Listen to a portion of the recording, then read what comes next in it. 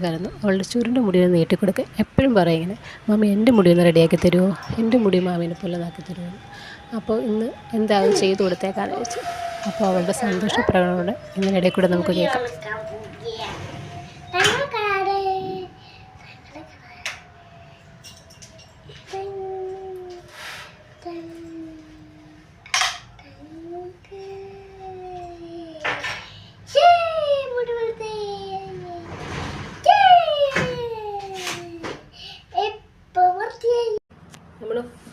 എങ്ങനെയുണ്ട്?